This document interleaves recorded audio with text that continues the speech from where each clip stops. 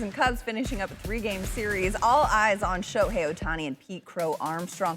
They both entered the day 1-2 in the NL MVP odds, with Ohtani the slight favorite. So struggling Dodgers pick it up with Showtime as he sends one deep to right center field. Literally top of the first, wasting no time to go yard. Dodgers take a 1-0 lead. Then bottom, same inning, PCA says, watch what I can do too. Crushes this one to right center. Bye-bye. Top 2 NL MVP candidates looking like the Iliad and the Odyssey, all homers.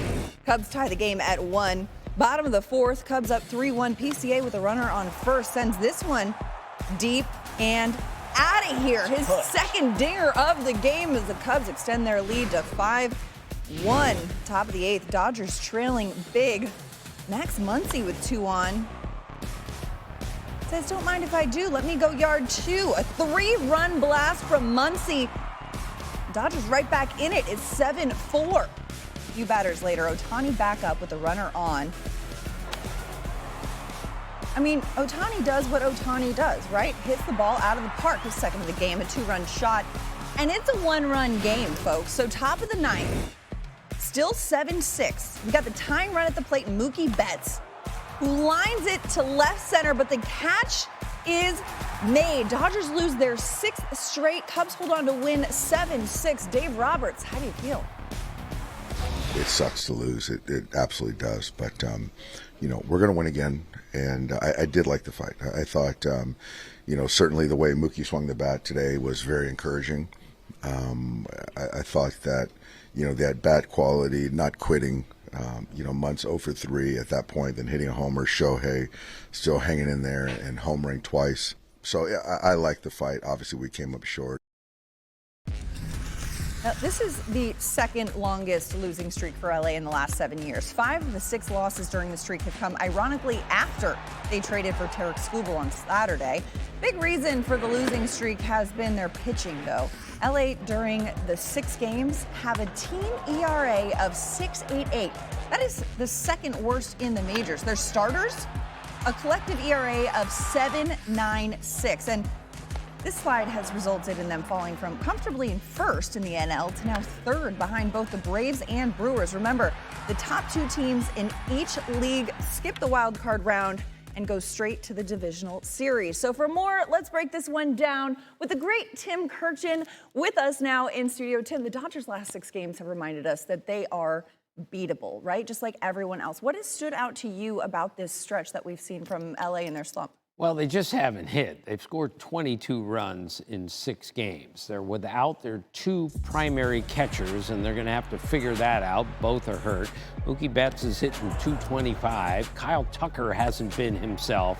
But I fully expect them to turn this around and quickly. And once they get their starting rotation completely healthy, it is an overpowering group, and I think they will enter October with the best roster in baseball. Well, it's important to note, too, I mean, while Dodgers fans might be clutching their pearls at the 6-game skid, they did have a 7-game losing skid in July last year. Things worked out pretty well for them, as we may remember, but despite their struggles, Dodgers still the overwhelming favorites to win it all at plus 160. Speaking of favorites, right, Shohei Ohtani, one of those favorites, one of those cats that you hope gets healthy to be a part of that rotation if you're a Dodger fan, but he is, fisticuffs right now between he and PCA in the MVP campaign. I know the vote doesn't go in until November, Tim, but I'm going to ask you to actually make the case for each of those guys and their NL MVP candidates. Okay, I think Shohei is still a little bit ahead of PCA because he's a really good pitcher. That's the end of the discussion. Fair.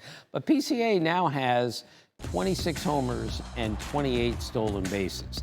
According to Craig Counsell, his manager, he's the fastest player in the league, and he's a different kind of fast, he said, than any player I've ever seen. And Counsell calls him the best defensive player on planet Earth at any position. Plus, he was leading the league in WAR. I'm not a big WAR guy, but he was leading in WAR going into today, and then got 3 hits, 2 homers, 4 RBIs. So it is almost neck and neck right now between those two. Pirates ace is he going to bust out of his slump? But Kyle Harrison, making his first start since July 8th after dealing with an elbow/forearm injury, was going for the Brew Crew, and he was dialed. Top of the 4th, he gets Brandon Lau, Brian Reynolds, and Madelyn Valdez to chase that slurve, 5 consecutive Ks for him, and still no score. In the bottom of that same frame, Paul Skenes had some struggles. Runners on the corners, Kurkjian gets one out to right field for a knock. 1 run comes in. Brewers up 1-0.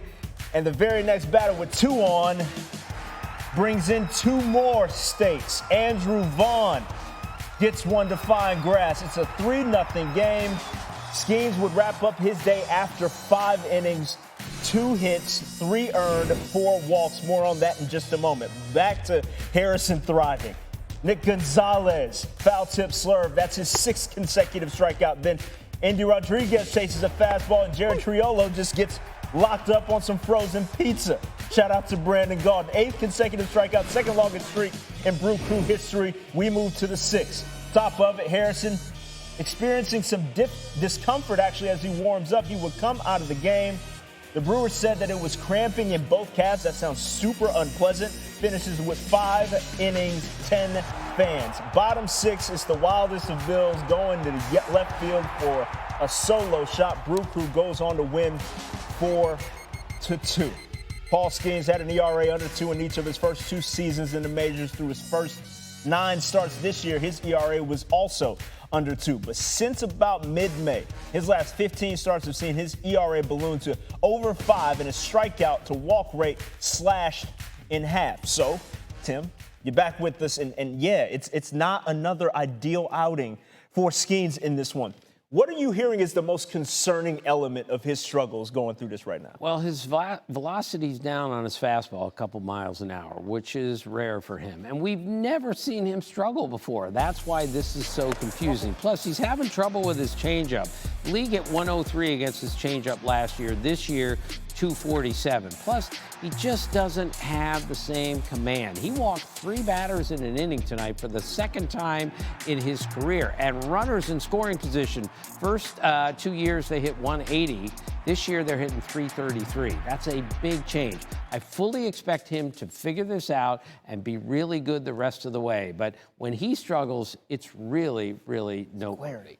Yeah, you want to bust out of a slump immediately, if not sooner. But on the other side of this one, Tim, the MLB leading Brewers continue to stay on pace for their first 100-win season in franchise history, which is just incredible to think about.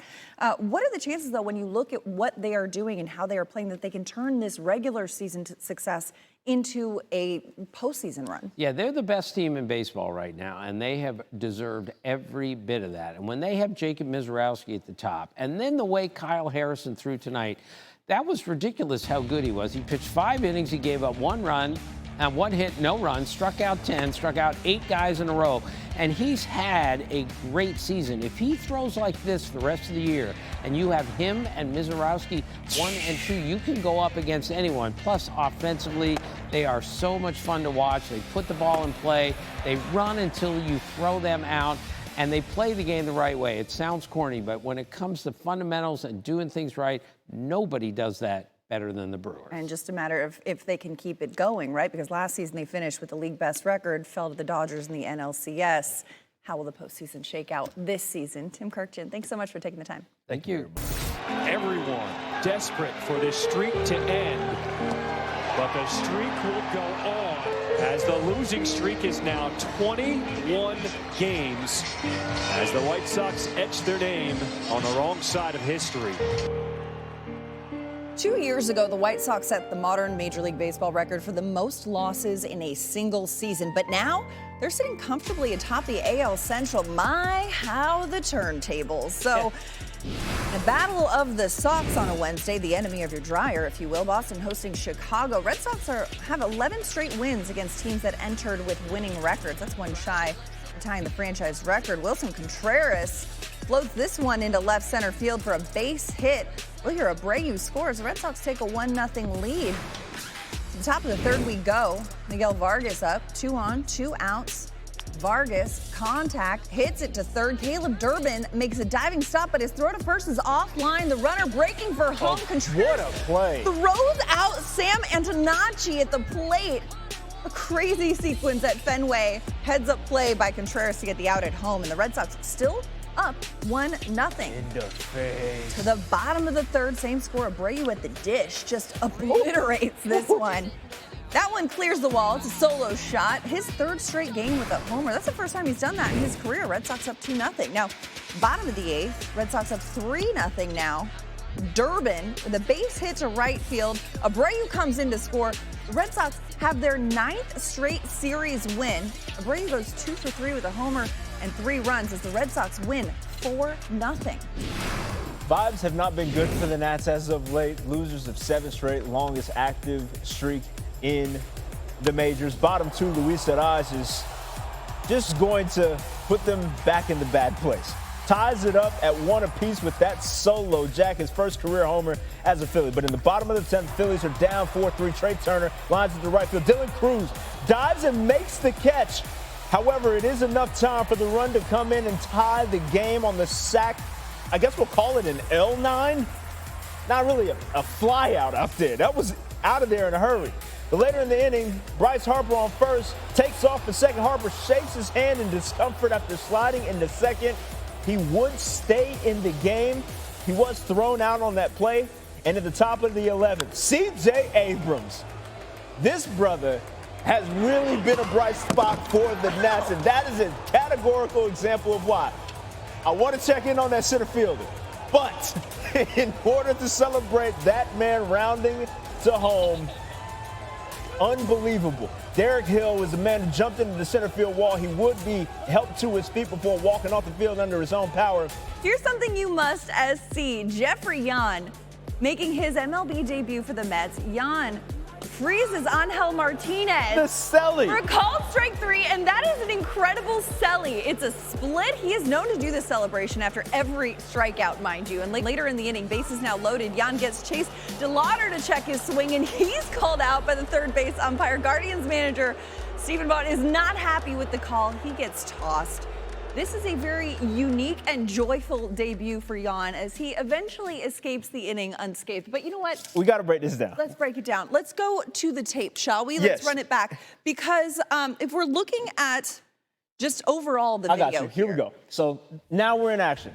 Pitch gets thrown, gets to K, and the ups are immaculate. The ups, because we got to get another angle on this one, Trev, because this is incredible. If we look at just the vert right here and pause it at the top, I'm going to need to draw up here because the distance right here from ground it's impressive to foot, that is some height. As a former football player, yes. vert is an impressive skill right here. Explosivity. Doing it off the mat. I appreciate the awareness to just look where you landed because, brother, you don't want to come down funny. That's important here. But also, too, mind you, it looked like he wanted to come down into a splits, but he was like, these seams and these pants are not going to support me in that decision. So let's just hit the little, kneel. Like a little stanky leg on the way down, and that worried me about his ACL. I'm not going to lie to you. I was very concerned about this dude when he was up in the air. I don't love that. Like, it just... I love a celebration for every K, but here's how this one ended. Yes, it was something special. Bottom 7, game tied at 4 apiece.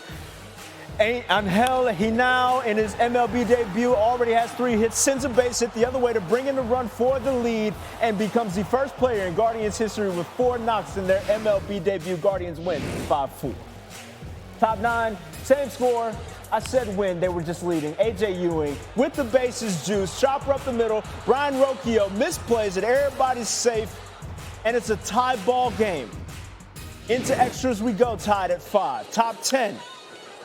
Bo Bichette drops in a knock. Francisco Lindor would roll on home. Bichette trying to get to second, but is out on the throw. The Mets still spoil Hanau's historic debut and win 5-4 in extras.